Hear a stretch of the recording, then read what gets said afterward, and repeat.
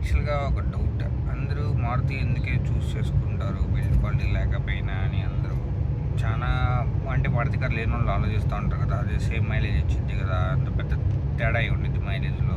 మిగతా కార్స్తో పోలిస్తే టయోటా కూడా అదే మైలేజ్ ఇచ్చింది. So why they not choosing Toyota reason అనుకుంటున్నాం కదా. సేమే అనిపించినప్పుడల్లా ఈ మైలేజ్ చూస్తే అలా అనిపించదు. Series mileage 18.3 km/L. ఇది మళ్ళీ సిటీలో, నాట్ ఆన్ హైవే.